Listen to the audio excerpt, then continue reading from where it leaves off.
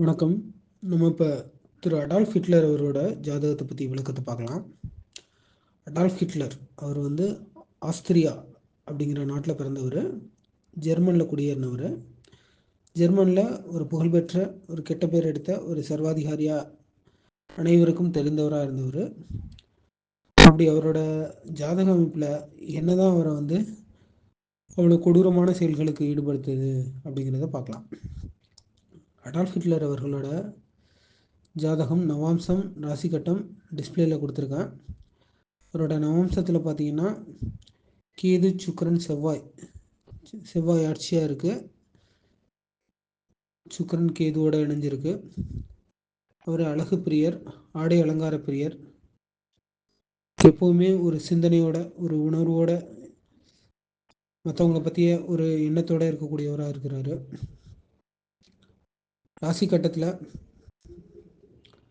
அவருக்கு 4ஆம் இடத்துல குரு, கேது, சந்திரன் இருக்காங்க. 11ஆம் இடத்துல சனி, 8ஆம் இடத்துல சூரியன், புதன், சுக்கிரன், செவ்வாய்.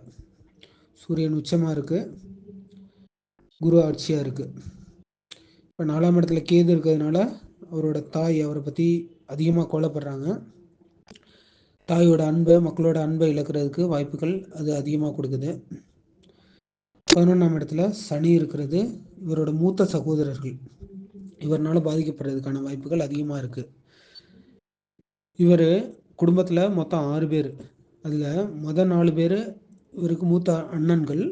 அவர்கள் 4 பேருமே இறந்துட்டு இவர் 5ஆவது.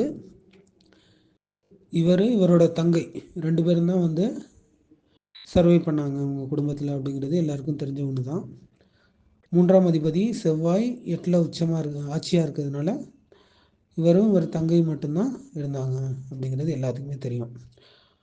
அதே போல் 5ஆம் அதிபதி 11ல் இருந்ததுனால இவர் தந்தையால் மிகப்பெரிய ஒரு கஷ்டங்களையும் வேதனைகளையும் இளமை காலத்தில் அனுபவிச்சிருக்காரு.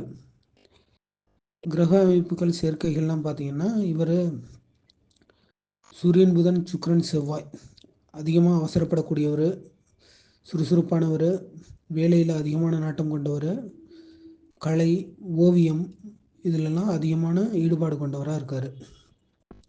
லக்னாதிபதி புதன் 8ல் இருக்கிறதுனால இவர் ஆயுள் 8ஆம் இடம்னாலே தெரியும். 8ஆம் இடம்ல இவ்வளோ கிரகங்கள் இருக்கிறதுக்கான காரணத்தை தான் இன்றைக்கி முக்கியமாக பார்க்க வேண்டியது இருக்குது. 8ஆம் இடம்னாலே ஆயுள், பாதுகாப்பு, கெட்ட பேர் எடுத்தல், லாஸ் இதெல்லாம் குறிக்கக்கூடியது. திடீர் அதிர்ஷ்ட அமைப்பையும் குறிக்கக்கூடியது 8ஆம் இடம் தான். இப்போ இவரோட பேருக்கு காரணமே பார்த்தீங்கன்னா அடால்ஃப் ஹிட்லர். அடால்ஃபுங்கிறது உயர் ரக ஓநாய்களை குறிக்கக்கூடியது. ஹிட்லர் அப்படிங்கிறது பாதுகாவலர். லக்னாதிபதி 8ஆம் இடத்துல இருக்கிறதுனால இவர் தன்னை பாதுகாவலர் அப்படிங்கிற மாதிரி அறிவிச்சுக்கிட்டார்.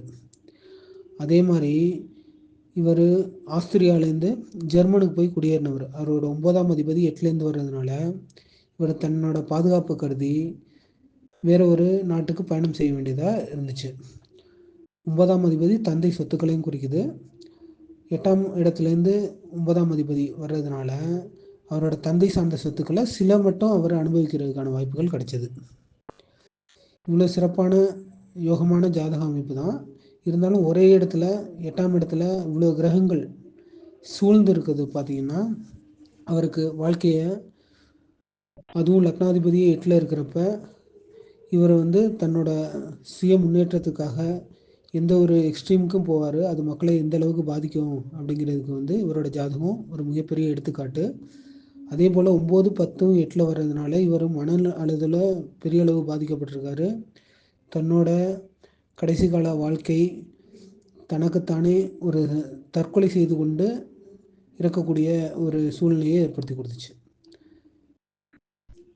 வணக்கம். வேறொரு ஜாதகத்தில் மீண்டும் சந்திப்போம். வாழ்க வளமுடன்.